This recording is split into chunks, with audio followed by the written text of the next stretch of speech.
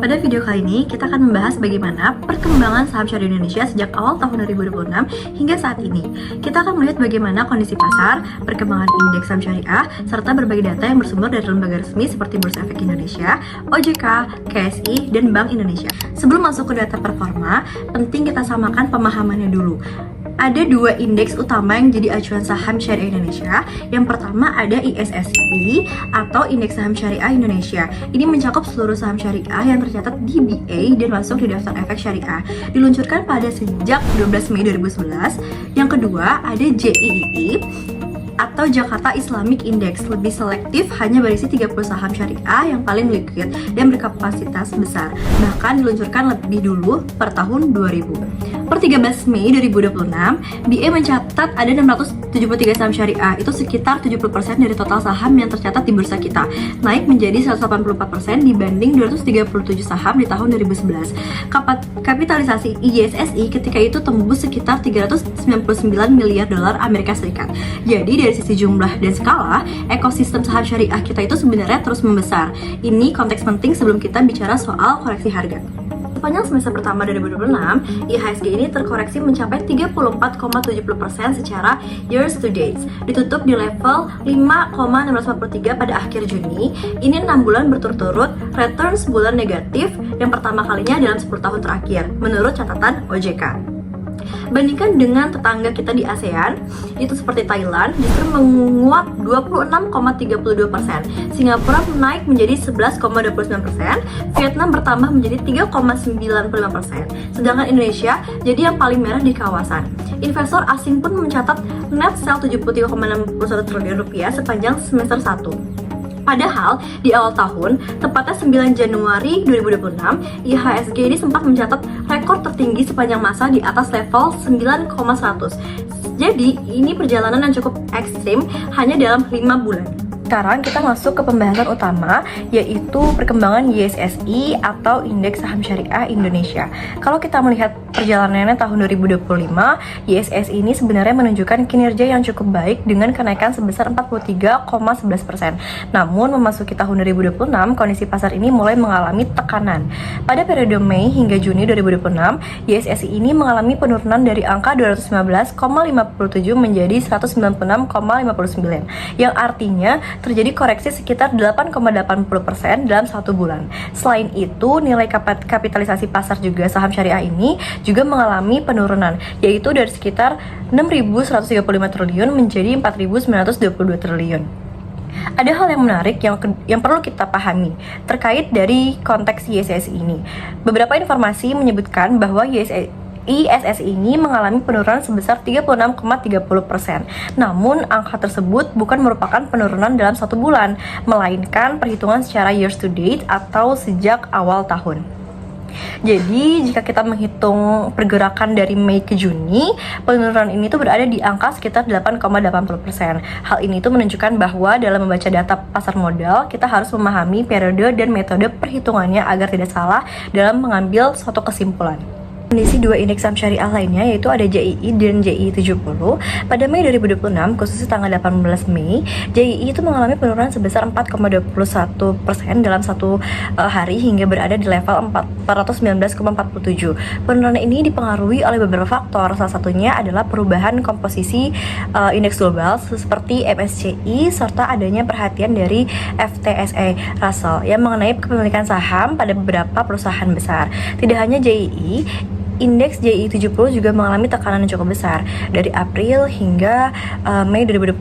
JII70 turun dari 179,5 menjadi 149,3 atau mengalami koreksi sekitar 16,8%. Nah, selain kondisi pasar ini, BA juga melakukan evaluasi terhadap daftar saham syariah yang masuknya dalam indeks JII. Nah, beberapa saham ini mengalami perubahan komposisi seperti keluarnya Akra, AMMN, MAPI, PTRO, dan SMGR, kemudian digantikan oleh AAD, Bumi, DSSA, JPFA, dan Ratu. Perubahan ini menjadi hal penting bagi investor karena portofolio yang mengikuti indeks harus ini menyesuaikan dengan hasil evaluasi tersebut. Jika kita melihat berdasarkan sektor industri, hampir seluruh sektor di Bursa Efek Indonesia ini mengalami penurunan sepanjang semester pertama di 2026-nya. Nah, namun setiap sektor ini memiliki tingkat tekanan yang berbeda-beda.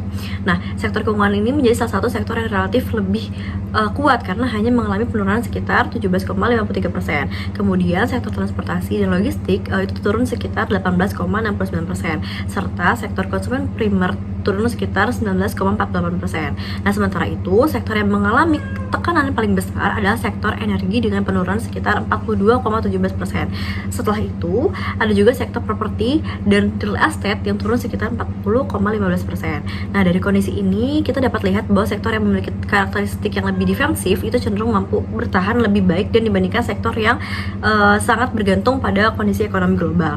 Dan sementara itu, ada aset reksadana syariah yang mengalami sedikit penurunan menjadi sekitar 81,64 triliun.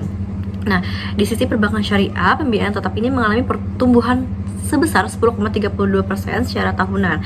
Nah, hal ini menunjukkan bahwa ekosistem keuangan syariah tidak hanya bergantung pada pasar saham, tetapi juga didukung oleh berbagai instrumen lain yang dapat menjadi pilihan bagi investor. Apa sebenarnya yang menyebabkan pasar saham syariah ini mengalami tekanan pada tahun 2026?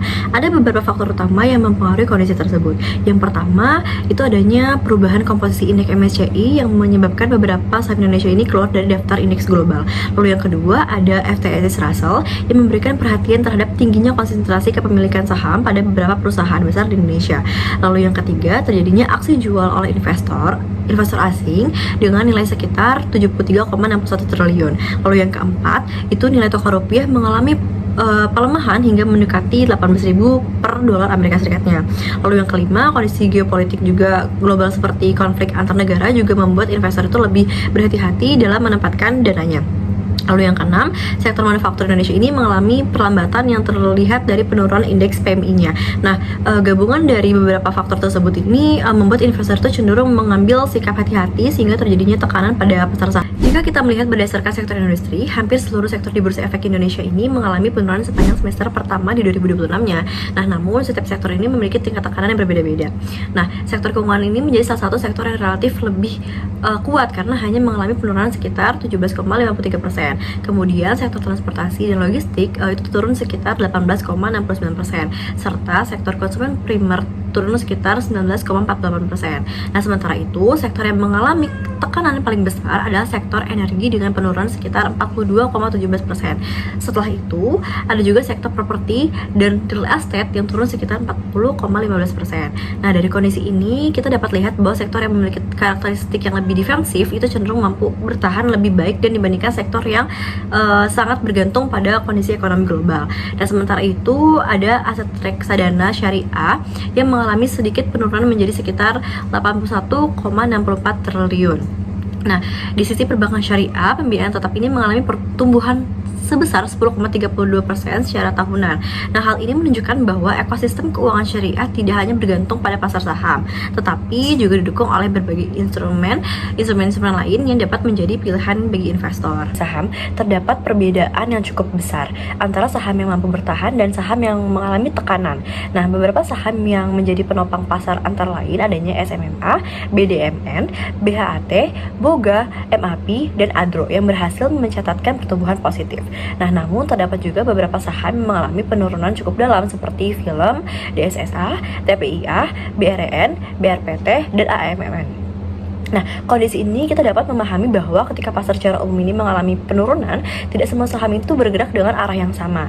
Nah, karena itu investor itu tetap perlu melakukan analisis terhadap masing-masing perusahaan dan menerapkan strategi diversifikasi agar risiko investasi dapat dikelola dengan baik. Di tengah kondisi pasar yang mengalami koreksi, terdapat hal positif yang tetap terlihat, yaitu jumlah investor yang terus bertambah.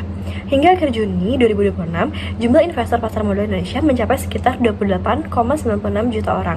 Jumlah ini meningkat sekitar 40% dibandingkan akhir tahun 2025. Menariknya, sebagian besar investor berasal dari generasi muda. Lainnya juga menunjukkan kondisi yang cukup baik. Nah, salah satu contohnya adalah suku koperasi yang mengalami pertumbuhan sebesar 15,23% secara years to date hingga mencapai 101,64 triliun. Nah, sementara itu, aset reksadana syariah mengalami sedikit penurunan menjadi sekitar 81,64 triliun. Di sisi perbankan syariah, pembiayaan tetap mengalami pertumbuhan sebesar 10,32% secara tahunan. Hal ini menunjukkan bahwa ekosistem keuangan syariah tidak hanya bergantung pada pasar saham, tetapi juga didukung oleh berbagai instrumen lain yang dapat menjadi pilihan bagi investor. Lalu, bagaimana peluang pasar saham syariah pada semester kedua tahun 2026?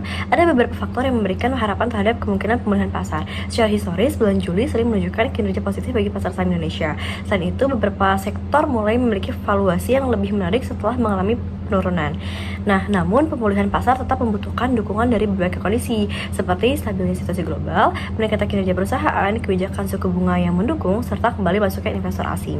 Nah, jadi peluang pemulihan tetap terbuka, tetapi investor harus tetap berhati-hati dalam melihat resiko yang ada.